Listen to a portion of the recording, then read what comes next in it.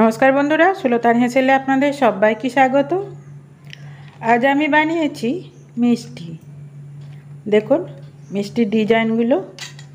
এই মিষ্টিগুলোর নাম কি জানেন? এই মিষ্টিগুলোকে বলে এলোঝেলো।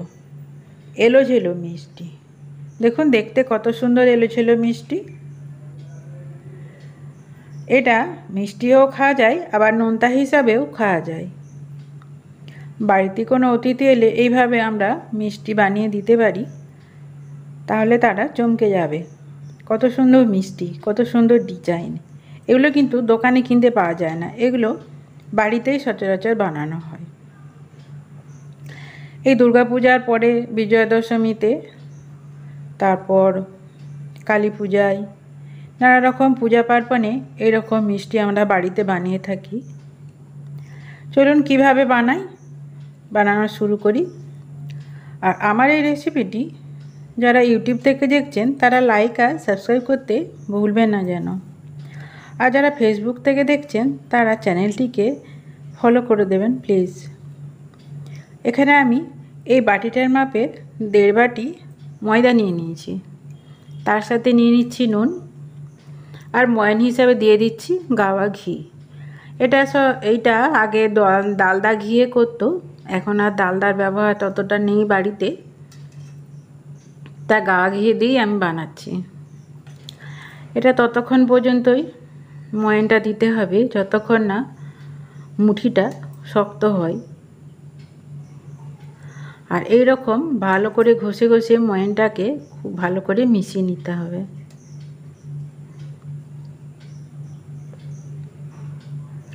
দেখুন ঠিক এইভাবে। আর এই যে দেখুন মুঠোটা সঙ্গে সঙ্গে ভেঙে যাচ্ছে, তার মানে ময়ানটা আরও লাগবে। এটা সাদা তেল দিয়েও বা রাইস অয়েল, যে তেলে আপনারা লুচি টুচি ভাজেন সেই তেলে ময়ান দিলেও হবে। তো টেস্টটা ঠিকঠাক রাখার জন্য বা সুন্দর হওয়ার জন্য গাওয়া ঘি দিয়ে বানালেই ভালো হয়। দেখুন ময়ানটা খুব ভালোভাবে আমি মিশিয়ে নিয়েছি। আর এরপর দেখবেন মুঠি করলে আর মুঠিটা ভেঙে যাবে না। এরপর যে বাটিটার মাপে আমি ময়দা নিয়েছি সেই বাটির মাপের 1 বাটি জল নিলাম। এরপর একটু একটু করে জল দিয়ে দিয়ে আমি ময়দাটাকে শক্তভাবে মেখে নেব। খুব জল একসাথে দেব না, একটু একটু করে দেব, দিয়ে শক্তভাবে ময়দাটাকে মাখবো।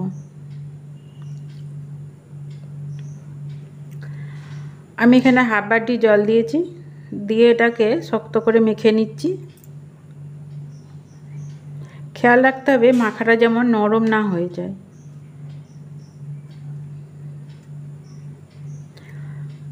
এই যে দেখুন 1/2 বাটি জল লেগেছে। এরপর এটাকে আমি 15 মিনিট ঢেকে রেখে দেব, যাতে ভালো করে সেট হয়।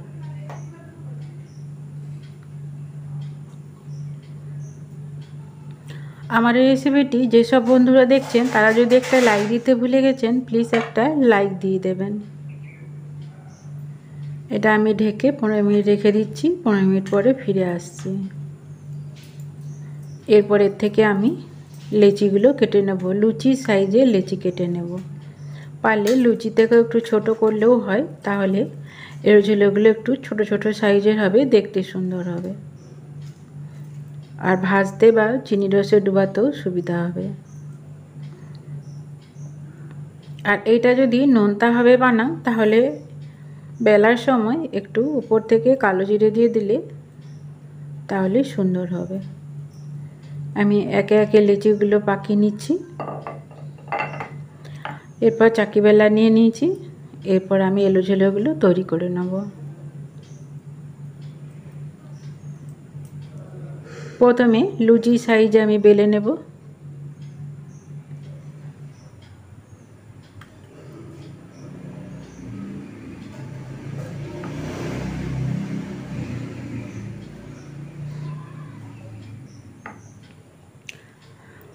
এটা ময়দা দিয়ে বা তেল দিয়েও বা ঘি দিয়েও বেলা যায়।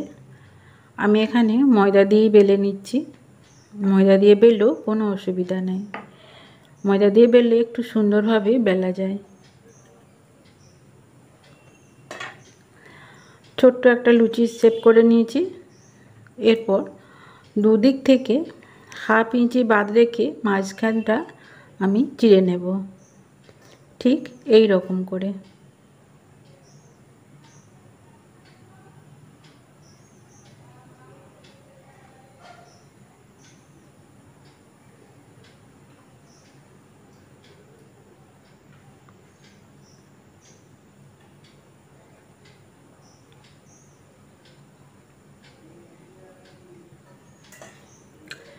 এরপর সাইড থেকে আমি ঠিক এইভাবে গোল গোল করে গুটিয়ে নেব, আর দুটো সাইড একটু চাপ দিয়ে গোল করে নেব যাতে খুলে না যায়। দেখুন এই যে ঝলঝলে এলোঝেলো।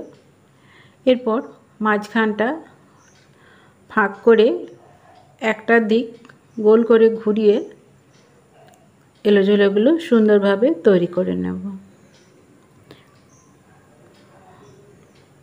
আর সাইডগুলো একটু যে ধারটা গোল করে একটু চেপে দিলেই চিটে যাবে। আবারও আমি একটা ঝট করে বানিয়ে দেখিয়ে দিচ্ছি, দেখুন।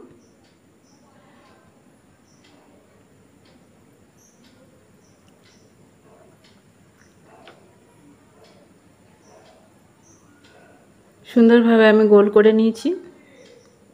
এরপর দুটো সাইড বাদ রেখে মাঝখানটা আমি চিড়ে নিচ্ছি। এরপর গোল গোল করে পাকিয়ে নিচ্ছি। দুটো সাইড একটু চাপ দিয়ে চাপ পাকিয়ে নেব যাতে ছিটে যায়। দেখুন কত সুন্দর হয়েছে। ঠিক এই ডিজাইনটাই রাখা যায়, আবার আমি যে ডিজাইনটা করেছি সেটা করলেও সুন্দর হয়। এরপর ঠিক মাঝখানটা ধরে আমি একটা সাইড ভেতর দিকে ঢুকিয়ে গোল করে পাকিয়ে নেব। দেখুন ডিজাইনটা সুন্দর হয়ে গেল। এইভাবে সব এলোঝেলোগুলো আমি বানিয়ে নেব।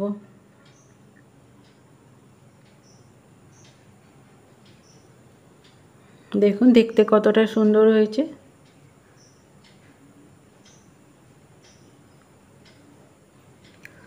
সব এলোঝেলোগুলো বানিয়ে নিয়েছি। দেখুন সব একসাথে দেখতে কত সুন্দর লাগছে, পাকানো দড়ির মতন। কড়াইতে আমি কুকিং অয়েল দিয়ে দিয়েছি। সর্ষের তেল বাদ দিয়ে অন্য যে কোনো তেল, কিংবা এটা গাওয়া ঘিয়েও ভাজা যেতে পারে। তো আমি অতটা গাওয়া ঘি দিয়ে ভাজছি না, আমি সামান্য 1 চামচ গাওয়া ঘি এর সাথে মিশিয়ে দিয়েছি। তারপর আমি গ্যাসের আঁচকে একদম লোয়ে করে দেব। তেলটা প্রথমে গরম করে তারপর একে একে ধীরে ধীরে এলোঝেলোগুলো ভেজে নেব।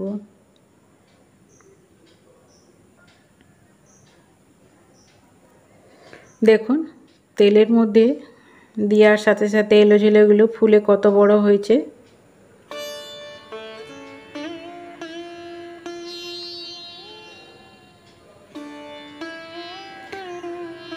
দু মিনিট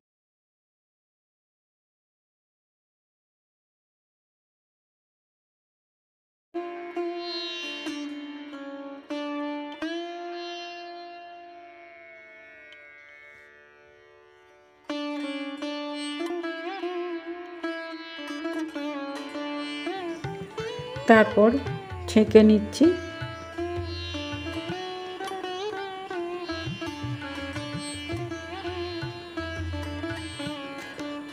আবারও আমি বাকিগুলো ভেজে নেব ঠিক একইভাবে।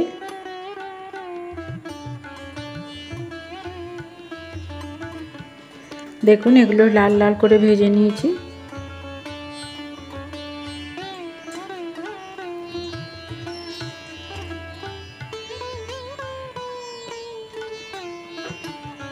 এরপর ভালো করে ছেঁকে আমি তুলে নিচ্ছি।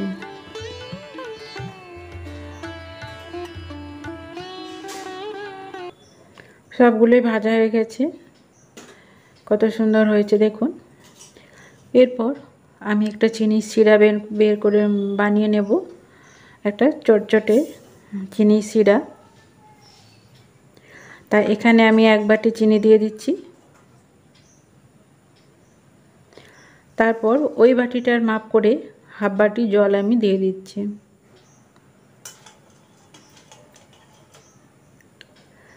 তারপর একটু চটচটে হয়ে যাওয়া পর্যন্ত আমি ফুটিয়ে নেব, আর চিনিগুলো যাতে সম্পূর্ণভাবে গলে যায়।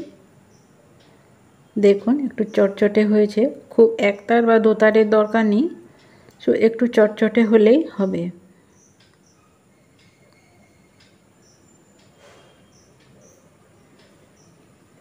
আমি আবারও চেক করে দেখে নিলাম। এরপর সবগুলো দিয়ে দিচ্ছি, দিয়ে একসাথে রসের মধ্যে আমি 2 মিনিট মাখিয়ে নেব। একটু নেড়ে নেড়ে সবগুলোই চিনি রসটাকে সুন্দরভাবে মাখিয়ে নিতে হবে। আপনারা চাইলে গ্যাসটা অফ করে একটা একটা করে চিনি রসে মাখিয়ে নিতে পারেন।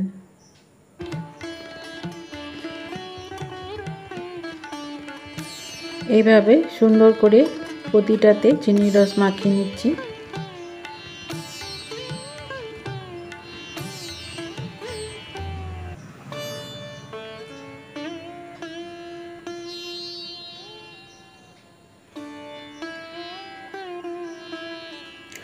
আর এইভাবে গরম রসের মধ্যে একটুক্ষণ রাখলে খুব একটা শক্ত হয়ে যাবে না। চিনি রসে ডুবালে যেমন একদম সেই খাড়ি গজাগুলো একদম শক্ত হয়ে যায়, ঠিক সেই রকমভাবে না, একটু নরম নরম থাকবে ভেতরটা, অথচ বাইরেটা একটু শক্ত হবে। দেখুন আমি সুন্দরভাবে প্রতিটাতে চিনি রসে ডুবিয়ে নিয়েছি।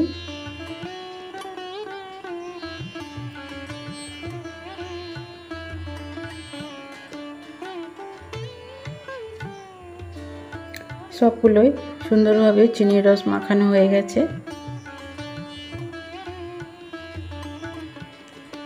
এরপর গ্যাসটাকে আমি বন্ধ করে দেব, দিয়ে ঠান্ডা হয়ে যাওয়া পর্যন্ত অপেক্ষা করব।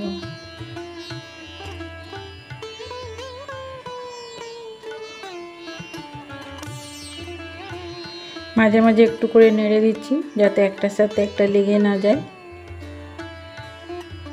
এইভাবে হলে কি হয়, তাড়াতাড়ি হয়। আর যদি একটা একটা করে চিনি রসে ডুবিয়ে জিলাপির মতন তুলে নেওয়া হয় তাহলে আর লেগে যাবার ভয় থাকে না, আর একটু সময় লাগে, ধৈর্য ধরে একটু করতে হয়। আমি একসাথে মাখিয়ে নিলাম কারণ ভিডিওটা অনেক বড় হয়ে যাচ্ছে।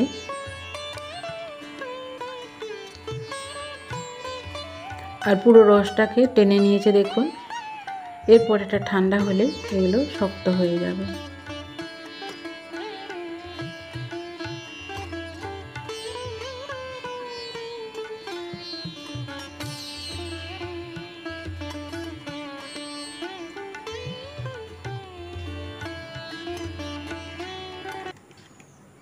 দেখুন আমি প্লেটের মধ্যে রাখছি, কতটা শক্ত হয়েছে দেখে বোঝা যাচ্ছে, উপরটা কতটা শক্ত আর ভেতরটা কতটা নরম।